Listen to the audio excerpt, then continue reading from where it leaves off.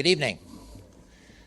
It's my pleasure to welcome you all here. My name is Fred Kirschman. I'm with the Leopold Center for Sustainable Agriculture here at Iowa State University. And I want to welcome you all to the 2008 annual Shivers Lecture. The Shivers Lecture is made possible through a generous grant, an endowment from the Shivers family in honor of John and Vera Shivers, who were farmers here in Iowa and very committed to the notion of family farms and sustainable farming. And so they wanted to do something to honor their parents and to honor their way of agriculture. And so they made this generous endowment and then asked the Leopold Center and the Gamma Sigma Delta Honorary Society to administer this grant and to plan for these events. And we're particularly honored tonight to have members of the Shivers family with us. We have with us tonight Martha and Charlotte Shivers, who are daughters of John and Vera, and also a grandson of John's brother, Miles, Douglas Shivers, who's with us tonight, and the daughter of John's sister, Mary, Norma Lee Peterson, and her daughter, Mary Reeves, and her son, James Peterson, and James's sons, Justin and Jacob. And Jacob is actually a student here currently at Iowa State University. And so I would like to have them all stand, please, so that we can thank them for their generosity.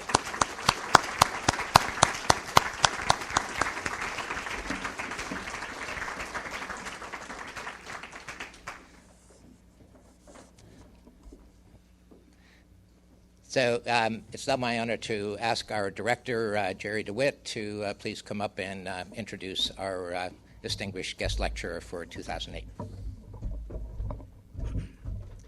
Thank you, Fred. It's always difficult to follow Fred Kirschman.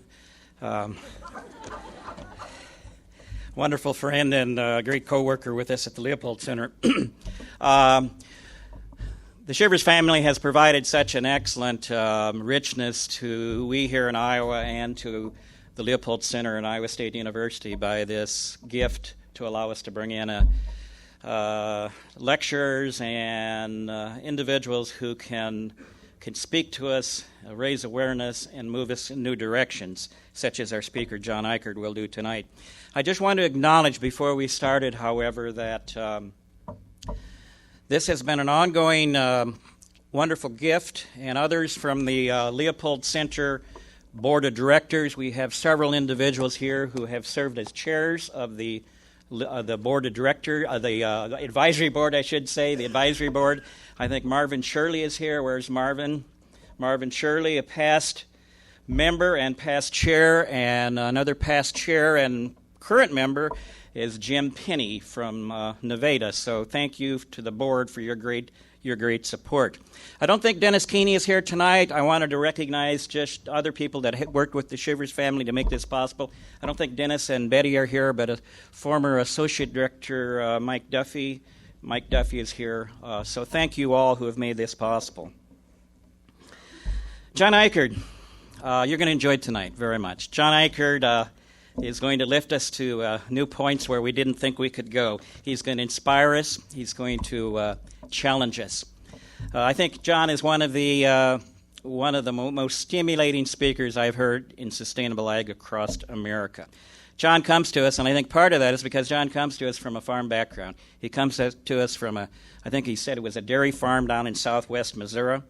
Educated at the University of Missouri, had his BS, MS, and PhD in ag economics there. He then did take a stint with Wilson Foods. He worked across the country at Wilson Foods. Then he came back to the academic environment. He came back to Extension. He was out at Raleigh and North Carolina State University. Then he went to Oklahoma State. And then he went back to the University of Georgia for more of a leadership position in ag economics down there. And then in 1989, he came back to the Midwest, came back to home, to the University of Missouri. And he took over a key role there and has worked in sustainable ag and has been a real voice for reason, common sense, and new directions in sustainable agriculture. John retired in 2000, some 8 years ago, from he's now professor emeritus in ag economics at the University of Missouri. He spends a lot of time on the road talking, writing. If you haven't checked out his website, check out his website. Wonderful readings. John is an accomplished writer. He has several books out. We have 2 books at the bookstore people have brought over, and we're very appreciative of that. John will be available if you choose to purchase a book rather than take one, if you'd like to purchase one, where that's part of the game. But John will sign and chat with you afterwards. I think we have Sustainable Capitalism, A Return to Common Sense there, and also Small Farms and Real Farms. Last comments would be this. I've known John Eichert for many years. We worked together back in the early 90s. We both got called into Washington, D.C. by a former Iowan named Vivan Jennings. He used to be at Iowa State. And we were asked to put wheels on a part of the Sustainable Ag program called the Professional Development Program. Train the trainers. And that was a point in time when this whole thing of sustainable ag was not particularly well received by some people at the land grants. And John and I had the job of working with extension directors across the nation, some 50 of these men and women. And John worked the southern region, John worked the northeast, I worked the central, north central, and the west. And to the best of my recollection, there was only one deputy administrator at USDA that wanted us fired. So I think, John, that's a real credit to us that we only irritated one person in D.C., but the SARA program is strong and well, and it's because of the works of people like John Eichert. So John Eichert's going to speak to us tonight. We'll have questions afterwards. Family farms in an era of global uncertainty. John Eichert.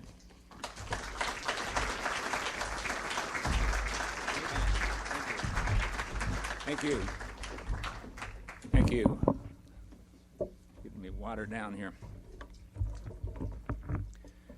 I'm very pleased and I'm honored to be invited to be here with you tonight at this great event. I drove up this morning from down in Missouri, and I'm always pleased to make that drive because, as Jerry said, I grew up on a farm, and I like driving through the farmland. And I've worked with people on farms and in rural communities all my professional career, and I like driving through those small towns. There's fewer of them now that the roads are better down that way, but I like to see what's going on out there because I have, my roots are there and my heart is there among the family farmers and the people in the small towns along the way. Now, they put me up out here at the Gateway Center. I guess that's right, isn't it? The Gateway Center, the hotel. And I happened to pick up a book there in the hotel, which was a picture book that had to do with the centennial. I don't know what year that came out for Iowa. And I noticed when I first started looking at the pictures start in that book with pictures of Iowa farms and Iowa farmers. That's what they identify with. And I don't remember who was writing the script now, but he was talking about kind of a connection of Iowa farms and Iowa farmers to the larger scheme of things. And he was someone, apparently a politician, because he talked about talking to John Kennedy when he was running for president, and they were flying over Iowa, and he's looking down at how impressed he was with the farms. And he talked about talking with Richard Nixon, and Richard Nixon referring to Iowa, and he said that the thing that impressed him is when he was talking to Khrushchev, who was the head of the Soviet Union, and the only thing Khrushchev was impressed with about this country was the farms and the Iowa farms and the ability to feed ourselves from this abundance here. And also he mentioned Brezhnev and Gorbachev also, and the things that they knew about America and the things they admired about America was its productive farmland and its farmers.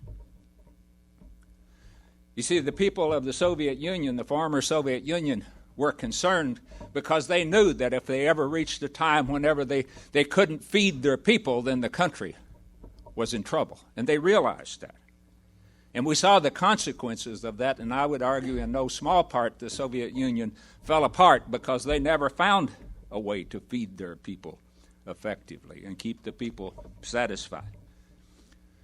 And as I drive through the countrysides, even between here and Missouri today, but increasingly across the country and going and working with people out in rural areas that are confronted with the large-scale confinement, animal feeding operations and things of this nature, I'm struck by the fact that our agriculture looks more and more like the old Soviet agriculture, with fewer and fewer of the small, vibrant towns and the family farms, and fewer and more of the large farming operations, the large collectives, if you will. And I suspect it doesn't make a whole lot of difference whether those collectives are run by some Politburo somewhere or government bureaucracy, or whether they're run by some large corporation. I suspect the consequences will be much the same. We really shouldn't ignore the lessons from the past about the importance of a country being able to feed itself. And I would argue that the family farms has a far better record in that regard than any of the alternatives that we're pursuing today. I want to talk about family farms in an era of global uncertainty. We live in uncertain times. I think most of you know that. Our nation is at risk. In my opinion, there's been no time since the Great Depression has this country been so vulnerable to economic chaos and even possible collapse as we look to the future. I'm not going to belabor the point, but I'm going to mention a few of the critical points. Our U.S. budget deficits, our federal budget deficits, set records year after year as we fight apparently an endless war in Iraq, and if not endless there, an endless war on terrorism, as people talk about, and we're borrowing the money to do it. And now we find ourselves in an economic situation where we're saying we have to have more deficit spending. Now we're going to borrow more money and give everybody a $600 check and borrow more money to get us out of the hole that we got into by borrowing so much money. And we economists used to say it really didn't matter if we run a federal budget deficit because we were just borrowing it from ourselves, so we all still had it. Well, folks, that's not the case anymore. We're not borrowing it from ourselves anymore because the people in this country aren't saving any money. We're borrowing it from the people in other countries, such as the Chinese, to a great extent. The biggest communist country, the most powerful communist country in the world now is our source of credit to keep our economy going. And not only do we have the budget deficits, we have the trade deficits, and the trade deficits are largely a consequence of us looking to other countries that have cheaper labor in order to produce our products rather than paying decent wages here, and so we end up having to import from the other countries around the world. And one reason we have to import is because the people in this country, and by and large, can't even afford to buy things that are made in America anymore, so we have to buy things that are made in India and China and Mexico. And ever so often, then, the Federal Reserve System has to cut the interest rates again to keep the economy from falling into recession. And as the value of the dollar drops around the world, then we see the world is losing confidence in this powerful economy that we've always talked about. And we keep running up the debts. And as consumers, our consumers are maxed out, but if the consumers don't keep spending, then we're going to be in a recession. It's what everybody says. And so what does the Federal Reserve do? It lowers the interest rates again, try to encourage people that are already over their head in debt on credit cards and overborrowed on their homes and losing their homes to go out and borrow more money and spend more money. What kind of sense does that make? And with the outsourcing of our economy to other places, the disparity between the rich and the poor is growing wider all of the time. The poorest 1/2 of the people in this country, including 1/2 of the people, live on only 1/8 of the total amount of income that's generated in this country, while the richest 1%, 1/100th of the people, bring in 1/5 or 20% of the income.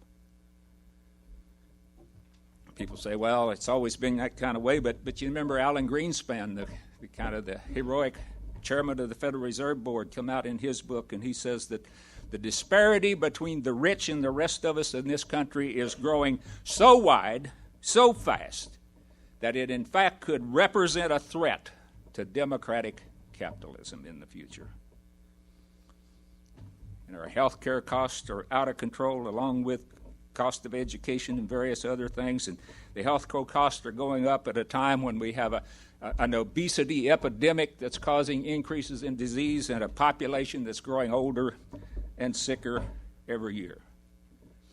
And as it is any wonder that this country leads the world basically in clinical depression, and we run close to the top in suicide, in particular among the young people within our society. We're a society that's growing increasingly affluent and greater despair. And if there wasn't enough to worry about here at home, we live in a period of global uncertainty. I would argue that there has never been a time in human history, the history of the human race, when we faced ecological, environmental threats, anything close to what we're seeing today. Primary events being global warming and the potential for climate change that could disrupt the whole Earth's ecological system, and if not that, we're running into a time when we've either reached or we're very close to a peak in oil production, and there on out there's nothing to do about it globally. It's going to be down, and the peak in other fossil energies will follow that. And we're at the end of, I think, a period of 200 years. The whole era, the industrial era, has been fueled by cheap fossil energy, and folks, it's running out. It's coming to a close.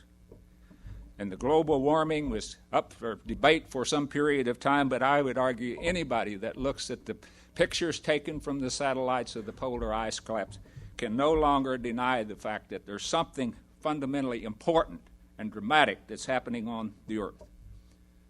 And what do we do about it as a country? We go into denial, argue about whether it's real or whether it's imaginary or whatever. And we continue to take away the environmental protection and alternative energy programs, spend a pittance on them. We're trying to sit here in this position of wringing the last ounce of economic growth that we can from whatever ecological and social and energy resources that are left. You know, sooner or later we're going to have to confront and accept that inconvenient truth that Al Torre talks about, that we risk making this earth uninhabitable by humans. To cope with that uncomfortable reality, I think we need to realize that the fundamental source of all of these problems that I'm talking about are our unrealistic expectations. We have developed expectations of future growth and wealth in this country that our economy quite simply cannot fulfill. And in the process of trying to fulfill those economic expectations, we're placing demands upon the Earth's ecological systems and demands upon human society that neither our society nor the Earth can long endure. We can't continue doing what we've been doing. If we keep on doing what we've been doing, we're going to keep on getting what we're getting right now, and we just can't tolerate it that much longer. Folks, change is not an option. Change is an absolute necessity. And if we don't make it, it will be made for us at some time in the future. And I'm not talking about just tinkering around the edges. I'm talking about a fundamental change in the way we think, a fundamental change in our perception of the way the world works and where we fit within it. And ultimately, that change of thinking will change everything we do. Albert Einstein once said that you can't solve the problems that you created in a particular way of thinking and still use that same way of thinking. Or I think the other way he put it is you can't use the same way you think that you're thinking that created the problems to try to solve those problems. And we've got to rethink where we fit in the world and how the world works. And we've got to begin with the realization that what we're doing now, quite simply, is not sustainable. It is not sustainable. That's not an opinion. That's a result of the most fundamental laws of science, the laws of thermodynamics, or energy, if you will. Sustainability is ultimately about energy. Why is that? Because everything that we do that's of any usefulness is about energy. Every useful activity is about energy. Our clothes, our cars, our houses, our food, all those things require energy to make and they require energy to use. And in fact, in reality, all of those things, all solid matter is nothing but concentrated energy. Matter is just another form of energy, and energy is another form of matter. It's all part of the same thing. And our human creativity, our human usefulness, our working, our thinking, our creating, that's all about energy. We have to be run by energy. Our brain takes a big part of the energy for our body here, and an equally important part of that is we're not born as useful, thinking, creating individuals. We're born as helpless little babies. We have to be cared for and nurtured, civilized, socialized, educated before we become productive in the sense of doing something for the use of society. And that requires families, and it requires communities, and it requires society. And all of that nurturing, civilizing, socializing education requires energy. It's social energy, but that's what it requires as well. First law of thermodynamics, energy can neither be created nor destroyed. So you'd think, well, we just use this energy over and over again. When we can, but there's one thing important to realize, that every time we use energy to do anything useful, it always changes in form, and it always changes in a very specific way. It always goes from a highly concentrated, organized form to a more dissipated, disorganized form. In fact, it's the tendency of energy to move in that direction that allows it to do work. We catch it in the process of doing what energy does naturally. Like when we put gasoline in a car, that's a highly concentrated energy. We spark it, it does what it does. It explodes, it expands, it dissipates, it goes out, it drives the engine, drives the car down the road. We're catching energy doing what it's doing. We put food in our stomach. When we start to digest it, we have concentrated energy. We spread it out through the body, and that's what drives us down there. Now, we didn't destroy that energy in the process of using it, but every time we use it, then it becomes less concentrated. And if we reuse it, energy that we've used before, it's less concentrated than before, it's less capable of doing work, and to continue to reuse it, eventually it's capable of doing nothing, and that's what we call entropy.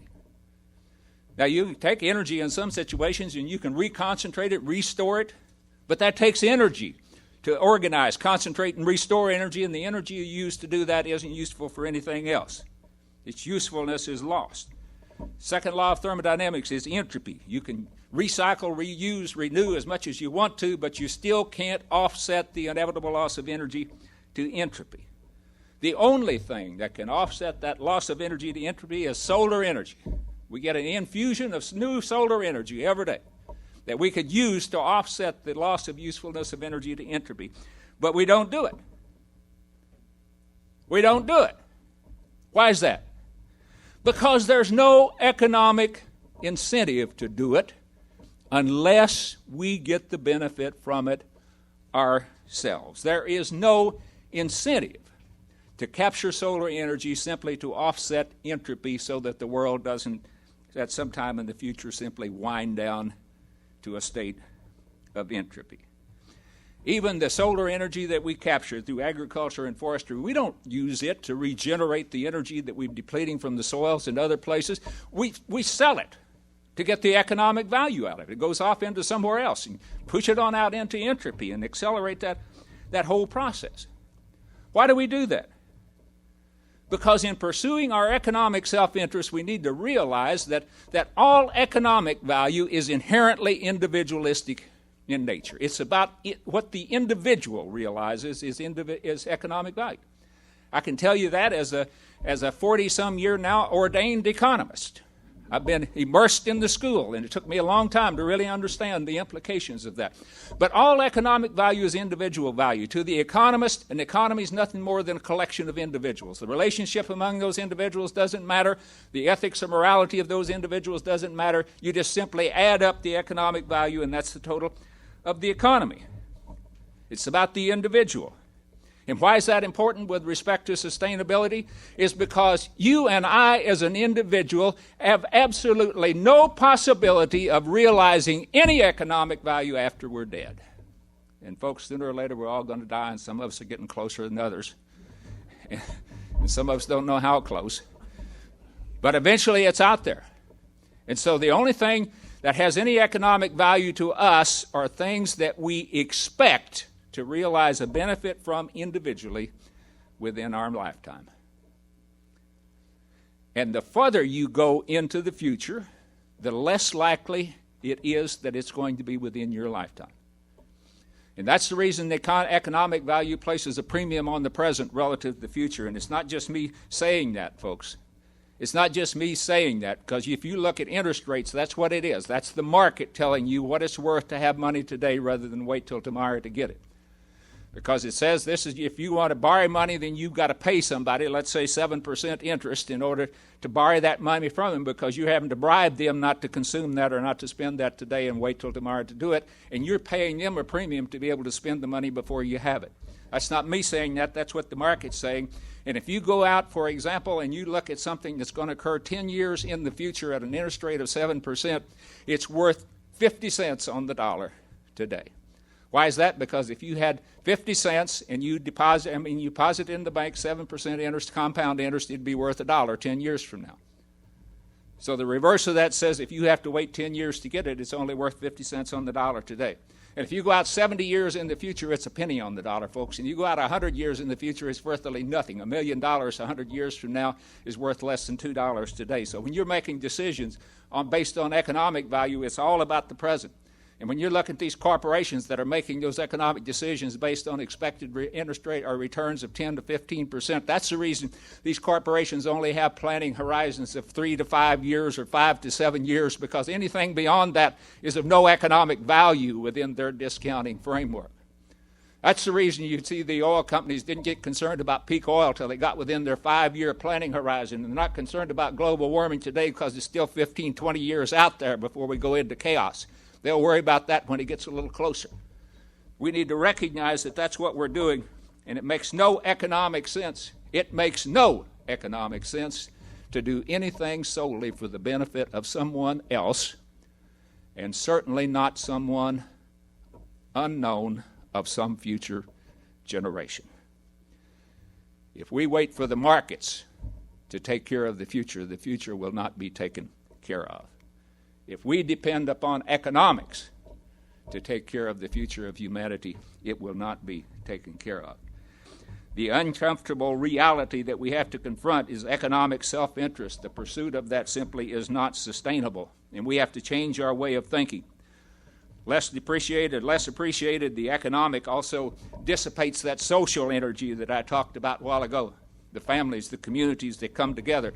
You see, if you're going to be economically efficient, you have to be impartial about how you do business with, which means that your relationships have to be impersonal. You have personal relationships, it gets in the way of efficiency. You have to compete rather than cooperate, because that's the way you create economic efficiency. And you have to get out here and work hard and work long so you can make a lot of money, because creating wealth is the way you do the greatest good for the society.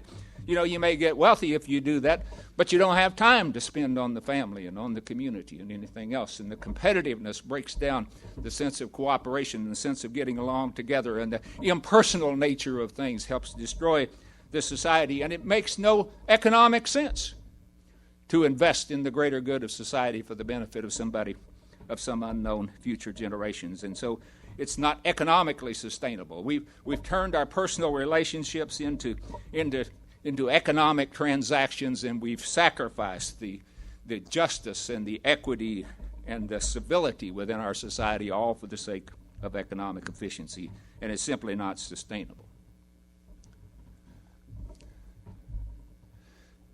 The economy doesn't create anything. The economy itself does not create any economic value. All an economy does is a way to facilitate our relationships among each other, our impersonal relationships, those economic relationships, and to facilitate our relationships with the earth. If we were in a perfectly self-sufficient situation, we would get our own living from the earth, and we'd trade with each other. The economy does nothing but just kind of facilitates those relationships. All economic value either comes from nature, comes from natural resources, or it comes from society. It comes from human resources. And folks, when we've used up all of the natural energy, all of the usefulness of the natural resource, and we've used up all of the social energy, all of the usefulness of the human resource, there is no place else to get any economic value, and we have economic entropy. It's not economically sustainable in the long run. All of these uncertainties, as I'm talking about, are a reflection of the fact that we're kind of running out to the end of the rope on the economic exploitation of society and of the earth. Nowhere are those uncertainties and the unsustainability more apparent, at least to me, than they are in agriculture here today. We have followed this economic industrial model, if you will, of resource use. We have created an agriculture that's specialized, standardized, consolidation of control, the epitome of this industrial economic development model that's tremendously efficient in terms of using human resources and using natural resources, but puts nothing back in return. And as we've moved in this kind of agriculture that I talked about with the large-scale, specialized, consolidated operations, we've got a very efficient energy-using system that uses nature and it uses people. but it focuses simply on the economic bottom line, and the more narrowly it focuses on the economic bottom line, the more efficiently it exploits and extracts the natural resources and the human resources, and it's not putting anything back because it makes no economic sense to take care of the land and restore and maintain its productivity for the benefit of somebody of some future generation. It makes no economic sense to be concerned about whether we have viable rural communities out here or anything else, because they won't dry up and blow away until we're gone, or we'll leave them before they do. There's no economic value in taking care of the land and taking care of the people, and so we simply pour on the fossil energy and the fertilizers and the pesticides, and we bring in the migrant workers and other people, and we exploit them, and we exploit the family farmers, and we drive them out of business because it's more economically efficient to do that. And we don't use agriculture to regenerate and renew, to collect the solar energy and restore the organic matter of the soil. We just simply deplete the organic matter and add to that the fossil energy and keep it moving ahead and sell as much as we can, as quick as we can. It just makes no economic sense. As a result of that, we've created an agriculture now that even at the farm level uses about 3 calories of fossil energy, in addition to all the solar energy, for every calorie of food that our food system produces. We're also depleting the social energy as well of the rural areas. The larger farms, the more efficient farms, so to speak, meant fewer farm families. And it takes people to support a community. It takes families to support a community. And there's fewer families out there. There's fewer families to buy shoes and haircuts and cars and things in the town.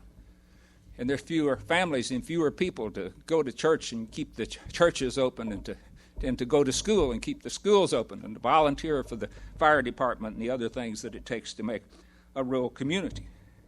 And as we've depleted the rural communities of its people, we leave them in decline and decay and despair. And some are becoming so desperate for any kind of jobs or economic activities that they'll accept almost anything. If the state says it's going to build a new prison, there's a giant bidding war among rural communities. Everybody wants a prison because it gets the jobs. If you can't get a prison, then maybe you can get a landfill where somebody from St. Louis or Kansas City or Chicago or Des Moines will come out and bury their trash out in your community. If you miss out on that, you might get a toxic waste incinerator. The competition's not so much there. And if you miss out on all of those, you just might get a giant confinement livestock animal feeding operation where somebody's looking for some place to get rid of manure. And there's fewer people out there, and they have less economic and political power, so why not do it out there? If you think about it, the highest and best use for many of our rural communities today from a purely economic sense is the dumping ground for what the rest of society doesn't want, but what it generates in the process of creating more wealth. Whether it's people that they don't want to be around, whether it's their trash that they don't want to deal with, whether it's the poisons they don't want to deal with, or whether it's the mountains of animal manure that I've seen around this country. They're looking for some place to dump something, and they're dumping it on rural people. A few people benefit at the expense of many. In my opinion, that violates a very important rural culture, and it rips the fabric of these rural communities apart. That's one thing there's no debate about on the confinement or the CAFO issue around the country. Proponents and opponents alike will admit that it rips the fabric of the community apart, and there's no economic incentive to put it back together. And we see social entropy in our rural communities today. Folks, you can't fix these things just by tinkering around the edges. We can't just tweak this economy one side or the other, or tweak agriculture a little bit here or there, or fine-tune this or fine-tune that.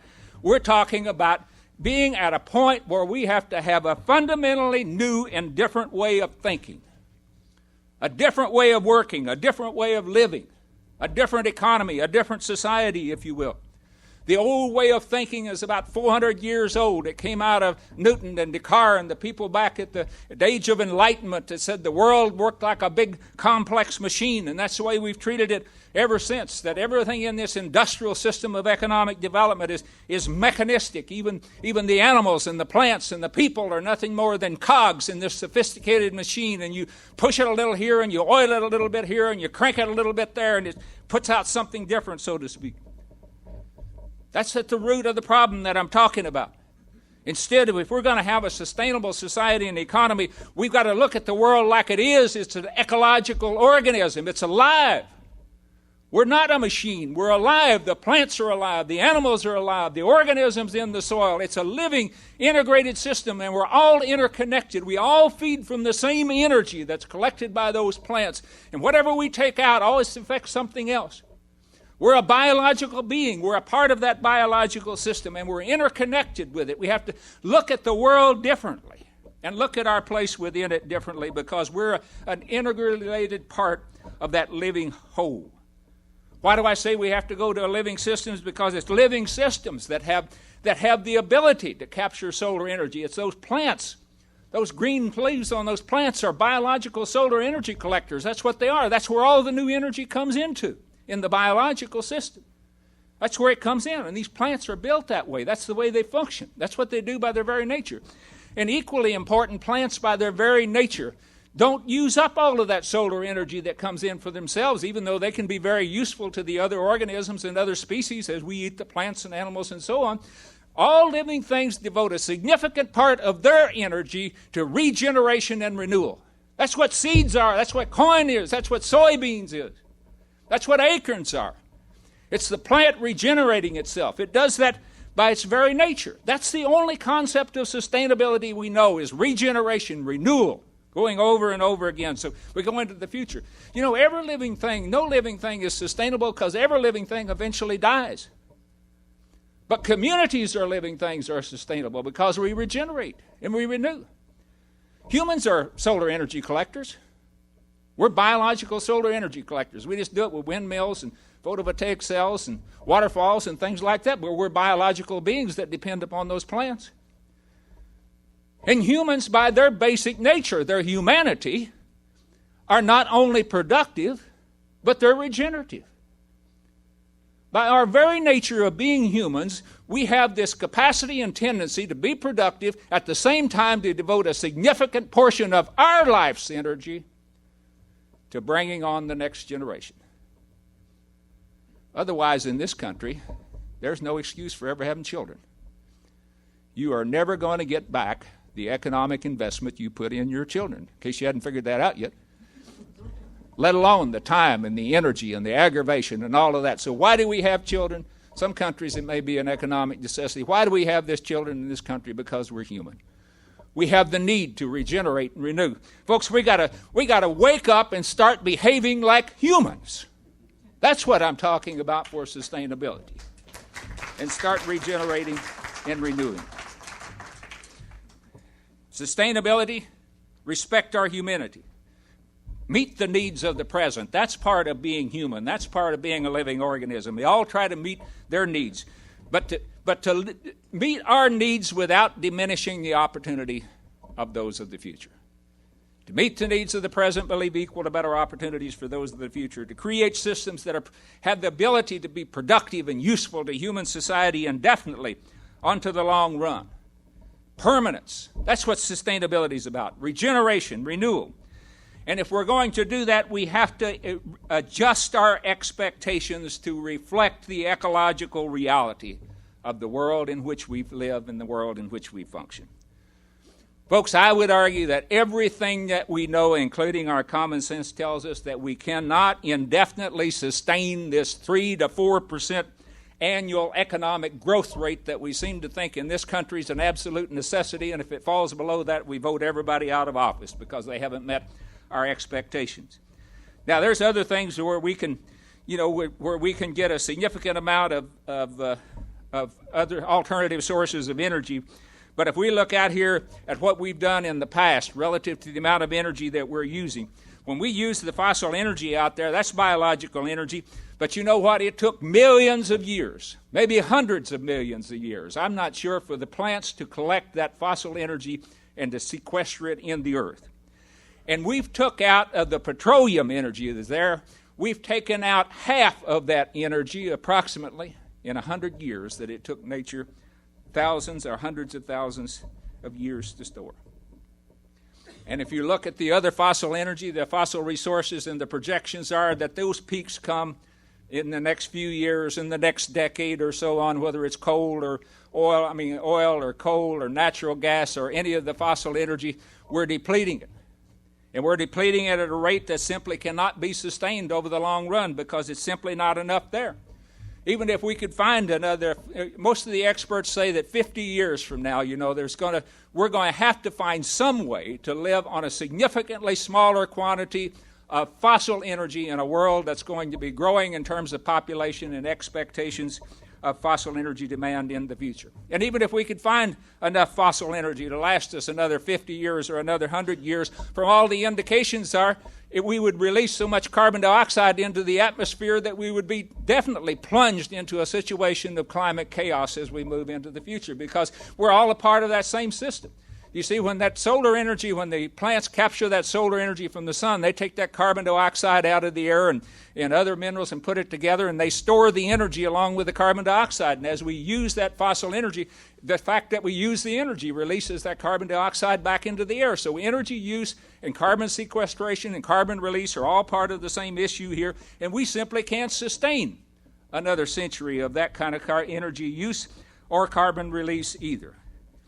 The renewable energy that we have out here from agriculture, it's logical that people would look to agriculture and say this is renewable energy that we get from it. But if we looked at the green plants then as a way that we're going to capture energy and sequester carbon is coming in the future, we need to recognize the limitations of the biological system that we're dealing with. According to David Pimental of Cornell, who I respect because he's been working on agricultural energy longer than most of the other experts have been around in this whole area since back in the 70s, he and some other people have estimated, and I think the estimates are consistent, that if we took all of the solar energy that's collected by all of the green plants in the United States, and if we could magically transform that energy into a replacement for fossil fuels, it would only amount to about half of the total fossil energy that we're using today. In addition to that, agriculture and forestry combined amount to about a third of all those green plants, which means that if we took the whole of agriculture and forestry and could magically transform it into a replacement for fossil energy, it'd amount to about 1/6 of all the fossil energy that we have today. And that's very much in line with the National Academy of Science report that said a couple of years ago that based on the size of the corn crop and soybean crop at that time, I realize we're growing more corn now than then, that if we took all of the corn crop and all of the soybean crop and turned it into ethanol and biodiesel, it would replace 12% of the gasoline and 6% of the diesel fuel. All those estimates are internally consistent. We need to recognize the limitation of what we're dealing with here. In addition to that, it takes fossil energy to produce that biological energy that we're talking about before. Some of the estimates, again, Pimental, who considers all of the energy, including the equipment and all of that sort of thing, which ultimately has to be replaced, he estimates that it actually takes more fossil energy to produce a calorie of ethanol energy than the ethanol energy that we get out of it. Other people estimate that maybe we're getting 1.3 calories out to 1.5. Some people may go up to 2. On biodiesel, maybe 2 or 3 calories out per calorie in. But regardless, we're not talking about a net increase of even 1/6 because we're talking about having to use fossil energy in order to get the biological energy that we have out of that system. And we can't devote the whole of agriculture to producing fuel for automobiles. Why is that? Because we have to eat. We are biological beings. We can't eat the sun. We can't digest that electricity. You can't plug in your fingers and get a charge. We're part of that biological energy system. We have to live off of that energy that's collected by those plants. And when we take energy out of that energy flow from those plants back to the entropy. Anything that we take out of there ultimately affects that whole living system, which depends upon the biological energy. And the more energy we take out, we're taking energy away from something that ultimately we depend upon for our food. Our highest priority for the future in agriculture needs to be to create an agriculture, to create a food system that's driven by solar energy so we can continue to eat as human beings on this earth. The current system we have in this country, the food system, uses about 17% of the fossil energy that's used, in addition to the solar energy, just to feed us. In fact, we use about 10 calories of fossil energy for every calorie of food energy that we get. Only about a third of that at the farm level. I said 3 to 1 at the farm level. 10 calories. The priority for agriculture in a world of declining fossil energy and increasing global problems around the world needs to be on feeding people. Sooner or later, we have to confront the reality that our food security depends ultimately on the people that are on the land. It depends upon having farmers out here on the land who have the concern and caring that will take care of the land and that will take care of their neighbors and that will take care of the land and pass it on as farmers historically have done to the next generation, as productive as it was passed to them. Even though there is no economic incentive to do it, they do it because of their connectedness to the land. If we're to farm the land sustainably, if we're to have a sustainable food system and food security, we have to have people on the land who are committed to taking care of it. As Wendell Berry said in one of his books, he says, in order to have a sustainable system, he says that the land has to be used well. And in order for the land to be used well, we have to have people on the land who know it well, who are motivated, highly motivated to take care of the land and to treat it well, who know how to treat it well, who have time to treat it well, and who can afford to treat it well. And he goes on to say that to farm in harmony with the nature of a particular place in this ecological approach to farming, that we have to have people on the land who are farming farms that they know and they love, which means that the farms have to be small enough to know and love. They have to be using tools and methods that they know and love, in the company of neighbors that they know and love. And I would argue producing food for people that they know and love. In order to have food security and a sustainable agriculture, we have to have people who know and love other people and know and love the land. That's what it takes for the future. There's no commitment in an industrial agriculture to the stewardship of resources for the benefit of the future. It's all about enhancement for the immediate profitability and the immediate return. There's no sense of commitment to the caring for people and communities, for the long-run civility of society. It's all about how much I can get out of it for myself. The large industrial farmers in a large part today don't know and love their land because they farm too much of it. There's no way that they can know any one piece of it well enough to love it. So they don't know it. A lot of them don't know how to farm. They farm by recipe that comes from the pesticide or the fertilizer dealer or from the county extension agent either. They're just following out. They don't know how to take care of the land. They have no commitment to that. Farmers out here today in the industrial mindset, they can't be too concerned about their neighbor. They can't love their neighbor because they know sooner or later their neighbor has to go broke so they can have their neighbor's land because they've got to continue to grow. What kind of society is that? You can't have a farmer who cares about land and cares about people, because if you're going to be competitive in a global economy, you got to focus on the economic bottom line. That's what they're told day after day and week after week. Thankfully, folks, there's a whole new breed of farmers that are out here, and that's where I get to spend most of my time, and that's what the Leopold Center for Sustainable Agriculture is about and all of that. And these farmers may call themselves organic or biodynamic or biological or practical or innovative or ecological or a whole bunch of different things, but they all share a common commitment to the concept of sustainability, of meeting the needs of the present without compromising opportunities for those of the future. And they know that it's an ecological system. It has to be ecologically sound, and it has to be socially responsible if it's going to be economically viable over the long run. And they understand intuitively, if not explicitly, that they have to rely on the solar energy, on the energy from the sun to drive the system. They're sun farmers.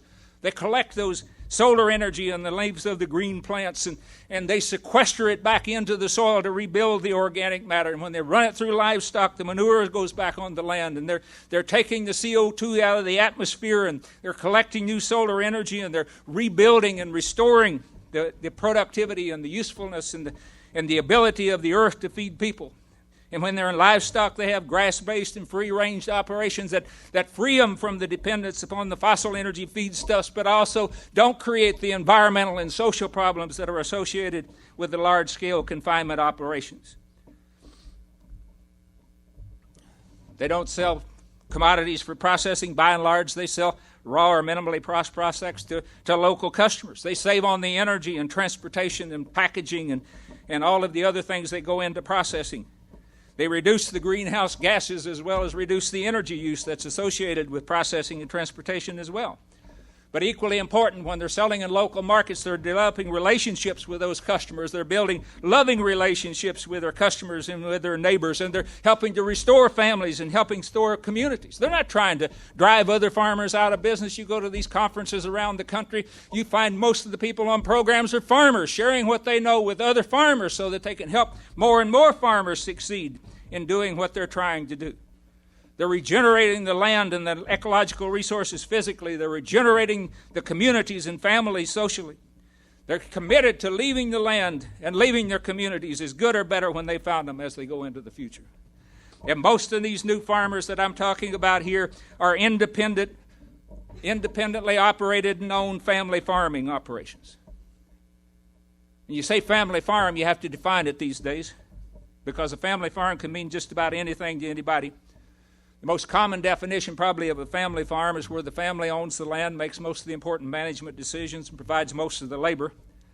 But I would argue that includes practically all farms if you want to twist the definition a little bit. There's a few of them that are clearly corporate farms, but most of them are not. I think the more useful definition of a true family farm is a farm where the family and the farm are an inseparable part of the same whole. That if that farm was farmed by any other family, it would be a fundamentally different farm. And if that family had a different farm, it would be a fundamentally different family. And the family and the farm are interconnected so that you can't take them apart. I don't think it makes much difference whether they're full or part-time, or whether they're leased or owned, or whether the people that farm there are actually related or not, whether it's a single individual. I think what really makes a family farm is the people that are there are committed to each other. They're committed to the community, and they're committed to the land. On a true family farm, the nature of the farm changes as the nature of the family changes. As kids grow up, different jobs come in. As kids and people grow old, different things go out. The farm is a reflection of the family, and the family is a reflection of the farm. And the family stands up proudly and represents themselves in the community by the way that they farm, not just who they are as people, but the way they farm. And the community looks at the family, and it looks at the farm. And it's all a part of the same thing. Back in the farm financial crisis of the 1980s, I remember at that time I couldn't understand, why a farmer would commit suicide because they lost their farms, as many of them did at that time. Because I didn't understand at that time that they had lost a part of themselves. And that's what a family farm is. It's so much a part of the same whole that you can't take it apart without destroying either or both. You ask family farmers why they farm, and their reasons will be very different than industrial farmers. If you ask them for a list of priorities, profit will be somewhere there on the list. It's rarely in the top 4 or 5, but even when it's there, if you ask them about it, profit for them is a means. It's something that's necessary at some level for the quality of life. That's not the reason they're farming. They need to make a profit so that they can fulfill their real reasons for farming. Ask them why they farm, and most of them will tell you that they're farming because a farm is a good place to live, and it's a good place to raise a family. Because you see, a good family farm, a real family farm, is a place that nurtures life. It nurtures the life in the soil, and the life of the plants, and the life of the animals, and the life of the people. And it nurtures the lives of the children that are there. And when children grow up in a good family farm, the family is all together. The children are working. There's a lot more time to spend with families, and the parents have more influence on the children because they simply spend more time with them. And it's a place where the children can grow up being useful. They make a real contribution. You know, the parents aren't spending all their time hauling their kids from one place to another, or all their money on this lesson or that lesson or whatever. The children are contributing to the farm, and so they grow up with a healthy sense of self-worth because they know they're worth something rather than just being a burden. You know, I'm not saying that all farm families succeed, because some certainly fail, but I would argue that the chances for success, the odds for success of a family is far greater on a good family farm, and that's the reason a lot of people choose to be there, is because that's important to them. You ask a family farmer why they're farming, they'll talk about the open spaces and the fresh air and the scenic landscape and going out on the morning and looking across the hills and seeing the livestock and so on. They feel a strong sense of need to connect with nature, to be a part of that natural system of which they are.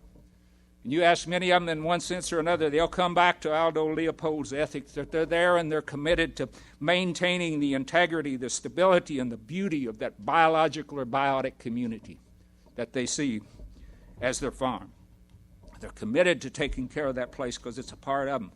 You ask why, and they'll say, it's important, I want to be a part of a community. Farm communities aren't as close as they used to be when people worked together and the social life was all there. But farm community is still a place where everybody has a sense of identity and everybody knows everybody else, and you can be somebody in the community because you're a part of what's there. And you hear farm communities, the people will all come together in a time of tragedy to help each other out. And I'm moved by the people that I work with around the country. And I've been in 16 states and 3 provinces of Canada where people are confronted with these big livestock issues. And I'm moved by the people, the family farmers that will come together and say, we're going to take care of our land and we're going to take care of our community. And oftentimes they're ostracized within their own community because these are long family farmers standing up and saying, I don't want this kind of agriculture, I want this kind of agriculture because it's good for the land and it's good for the people. That's what I'm talking about, a family farm. Family farms taking care of the land and caring about people just come with the day-to-day life of what it means to be a good family farmer. Yes, we live in uncertain times. I don't know what's going to happen in the future. One thing, as I learned as an economist over the years, economists can't really forecast very well because I tried it for 15 years and kept records. But that doesn't mean that we can't see, any of us see, by using our common sense when there are risks and there are threats on the horizon. And I would argue that if we're using our common sense when we see the risk and the threats, then we need to be conscientious about how we go about making decisions within that situation and not simply depend upon some expert that says there's nothing to worry about. If we have a time of economic chaos, in a time of political and economic chaos, who would you rather depend upon to provide food for this nation? Industrial farmers or family farmers? In a time of economic and social chaos, who would you rather depend upon for your food? The global corporations that you depend upon now, or local family farmers? If we eventually run out of credit in this country and can't borrow money anymore, and the economy goes into collapse, who would you rather depend upon to create a new sustainable economy or help create the foundation for that economy? Industrial farmers or family farmers? Who would you rather depend upon in your own community to regenerate and renew and bring health to your local economy? The global corporations or the local family farmers? If the income gap between the rich and the poor gets so wide that people simply can't find enough food to survive, who would you rather count upon to feed the hungry? The global corporations or the family farmers? If the health care costs in this country explode, who would you rather depend upon to try to do something to protect the public health? The big food corporations or family farms? Who would you trust to protect your health, provide you with food for your diet? The global corporations or the family farms? You know, when we eventually accept this inconvenient truth that we're making the earth uninhabitable by humans, who would you rather trust to be the stewards of nature and to be the keepers of society and its culture? The global corporations or the family farms? Who would you trust to sequester the CO2 from the atmosphere and the other things and to combine it with the energy and put it back in the soil? The industrial farmers or the family farmers? And who would you rather trust to feed a hungry world in a time when we're running out of fossil energy? The global corporations or the family farms? In this era of uncertainty, who should we trust with our food dollars, with our life's energy, with our votes, and with our commitments? The global corporations or the family farms? You know, family farmers aren't the answer to all of the questions that confront us today and all of the issues that are out here, but I think that there is a very clear and compelling choice when we have to make the choice as we do today, but the industrialization of agriculture or support sustainable family farmers. I would argue that when we look at the uncertain world in this age of global uncertainty, we simply cannot afford to lose our family farms. Thank you very much. Thank you.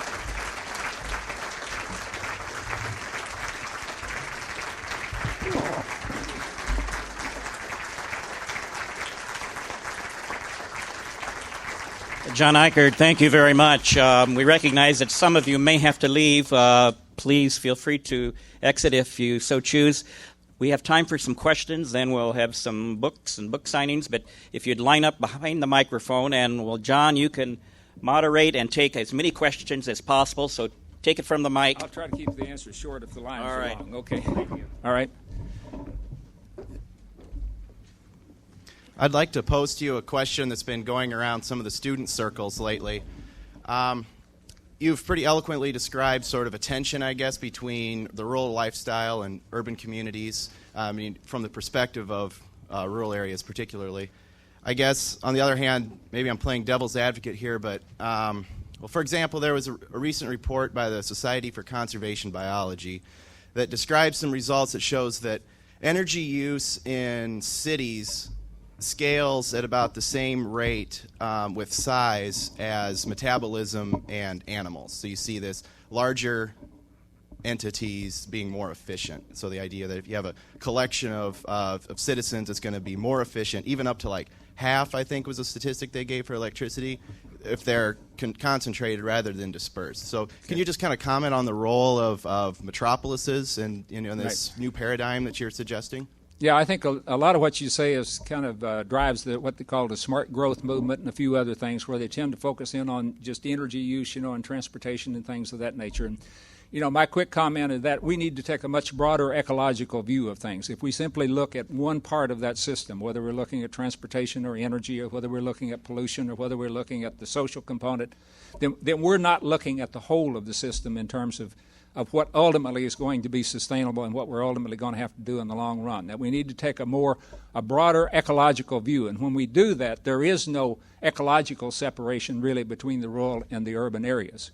And what we're seeing when I talked about dumping the trash out, it isn't that the people in urban areas want to dump their trash and stuff on people out in rural areas. They just want to get rid of it, just like people in rural areas want to get rid of it as well.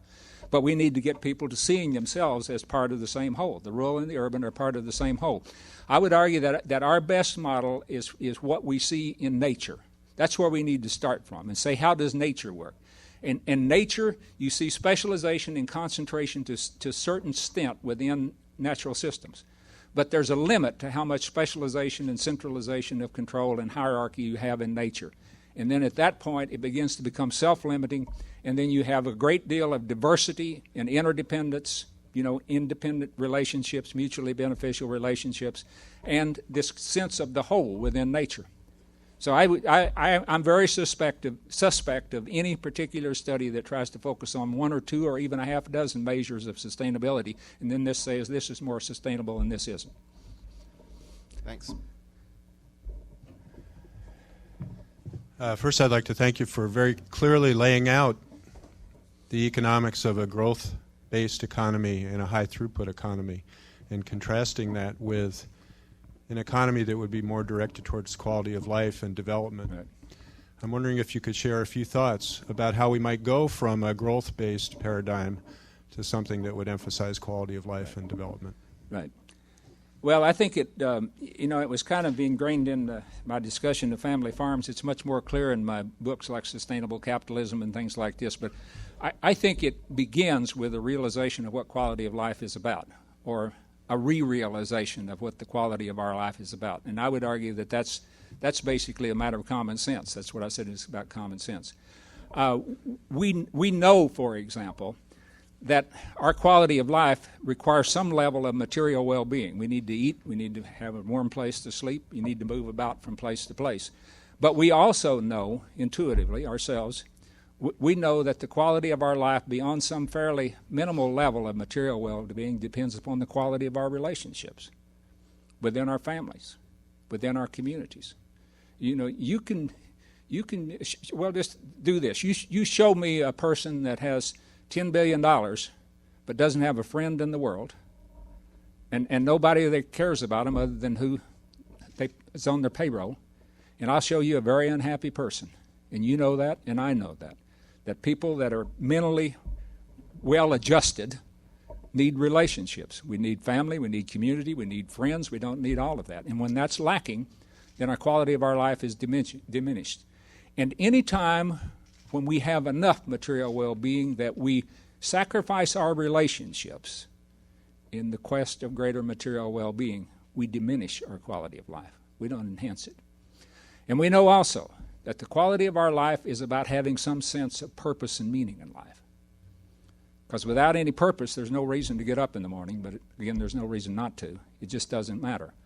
And when you have a sense of purpose, then there's a right and wrong about things you should do and things that you shouldn't do.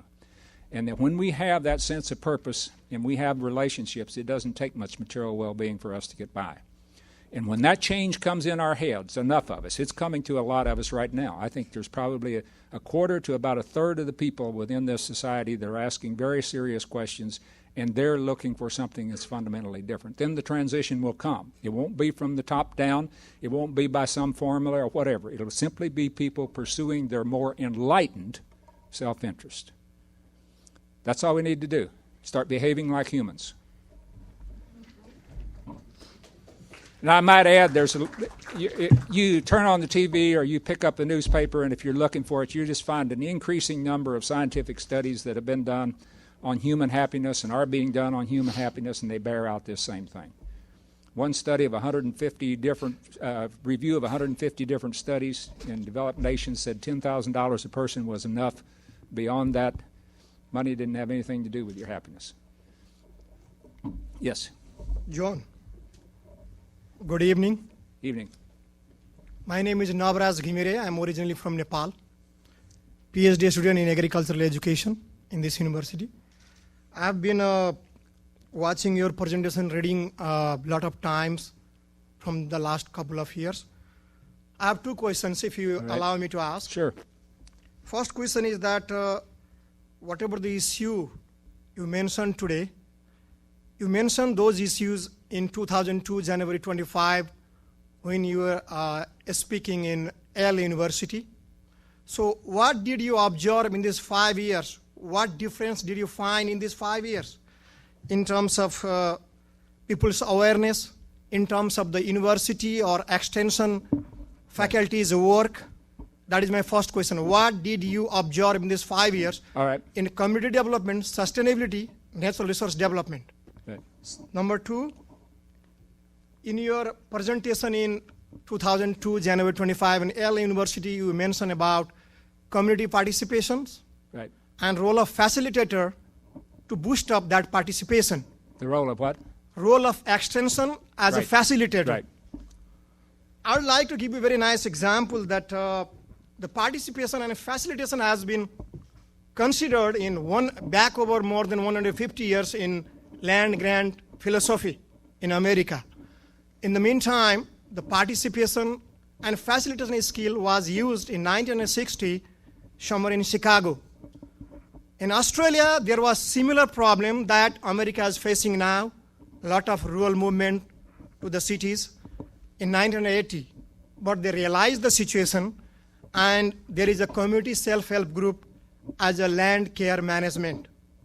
and that is one of the very powerful community group in Australia. And if government has to do anything with the natural resource management in the rural community, they have to ask the land care management group. And in the land care management system, the community participation and the facilitation skill that were taken from America, and they are doing their fine, excellently well. Why don't you think that even we had everything in America right from 150 years back in 1960, and a lot of community work that were carried out in 1960 by the great community participation and by the great community workers, we are lagging behind. Can you put your insight on that? Okay. I think there's been a tremendous amount of progress on the issues of sustainability, but primarily at the grassroots level among farmers, and less so among people within rural communities. I remain disappointed in general at the progress within the university systems and within extension. Now, there are exceptions to that. We always like to say the Leopold Center is obviously an exception, and that is one. People ask me about places, and I say Iowa State, North Carolina State, Iowa State University, Ohio State University, and a few other places like that, because there's some strong programs around, and I didn't mention all that. You gave me a little bit of time to think about it. But in general, the philosophy within the land-grant university system today, from everything I see, this is my truth, as I say, it is still very much dominated by this industrial economic development paradigm. And we're simply looking at biotechnology as kind of the new tool. It's kind of the post-chemical tool by which we're going to dominate and control nature and make nature work like this mechanism. And we're just going to continue to move in that direction. And I think increasingly over time, and this is the most bothersome thing I see about the public universities, particularly the land-grant universities, is that somehow along the line they got committed to this idea that they had to grow, or their administrators would be considered failures. And increasingly, we see them caught in situations where the taxpayer isn't willing to support higher levels or isn't willing to support growth for a variety of reasons. And so they say, well, in order for us to continue to grow, then we've got to go to the private sector to get funding. And you know what that does? The private sector interest begins to leverage the public funding. I think it really started there, but it certainly gets to that point.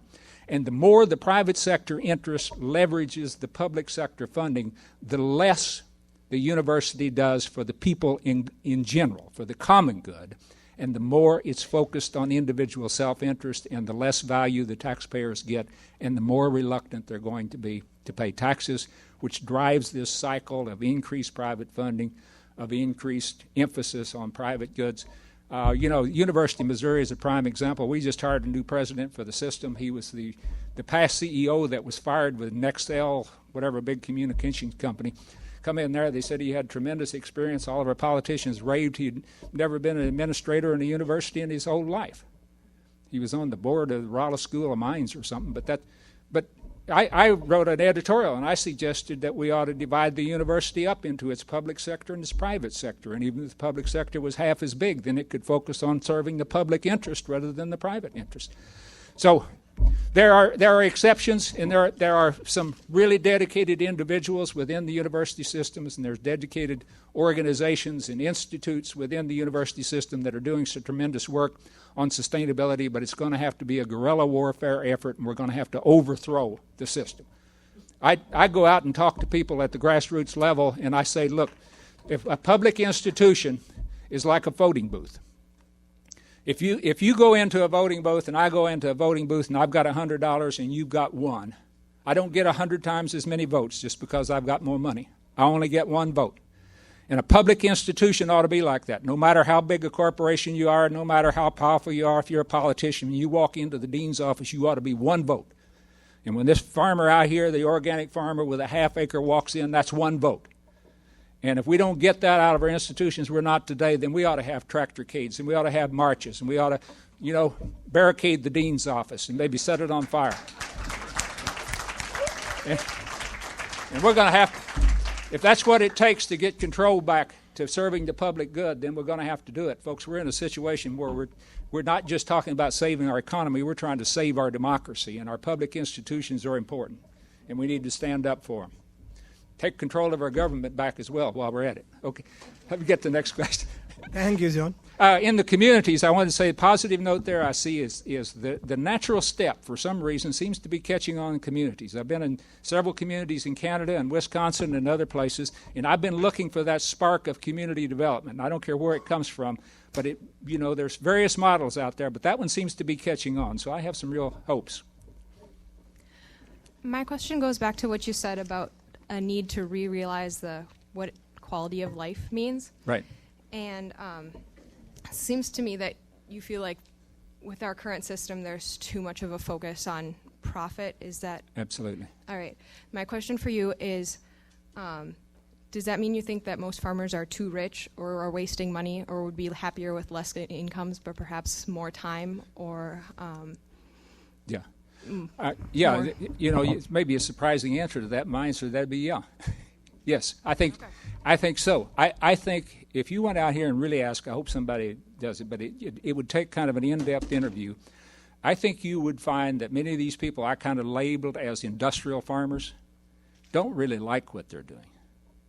They feel trapped in a situation where they've got to focus on this economic bottom line so hard that they don't like having to sit here and wait for their neighbors to go broke so they can have his farm. They don't feel good about that. They don't feel good about the way they're treating the land and various other things. I'm not saying these are bad people out here. I'm saying they're caught in a system that's diminishing their quality of life. I truly believe that. Now, the other thing that makes me much more positive and is much stronger evidence is one reason I'm still out here, as old as I am, having been retired for 8 years and plan to continue as long as I'm physically and mentally able to do it, is because every so often I go to these great conferences that I have an opportunity to go to and speak. And I've been going to these over the years, and there's getting to be more of them, great conferences, and they're getting to be bigger all the time, and the audiences are growing all the time. But the important thing is that I spent half of my professional career going to conventional agricultural audience as an agricultural economist, and the people there were always in desperation. They were always complaining about the weather, complaining about government programs, complaining about prices, trying to figure out how they were going to survive. I go to these sustainable agriculture, alternative, organic, biodynamic, holistic, or whatever it is. You see families come in there together, not just the old men that are in the traditional agricultural conferences. Families come in together. The kids are there. The teenage kids are going back into the business. The people aren't affluent, but they've got plenty. They're not in regs and things like that. They're driving decent enough cars. But these people are happy, and they share time with each other, and they create time on the program to eat together, and they eat local food, and they have music, and they dance, and they tell stories, and they write poetry, and they just do all kinds of stuff together. They celebrate the life. That's the quality of life that I want to help other people find. I found it myself, but the important thing is that I see it in these farmers. And these aren't the farmers that are pursuing the economic bottom line, and they aren't at the top of the prestige in their particular communities or their state or whatever it is, but they're the most successful farmers I've ever seen in my life, and there's getting to be more and more of them. And I think that's the most important message that anybody can get. I tell farmers that are interested in this, don't just listen to me blow off. Listen to me, and if I spark your interest, you go to one of these conferences and you talk to some real people and you decide whether or not that's the quality of life you want to pursue. I see it. That's the reason I believe it. I'm from Missouri, you see. I have to see it. Thank Do you. you have another question? No? Okay, thank you. I believe that's got it, Jerry. Thank you very much. I appreciate the opportunity to be with you and be glad to sign your books. All right, John Eckert, thank you so very much for bringing us that message. John will be here to interact with you. Books for sale over there. Thank you for coming tonight. Good evening.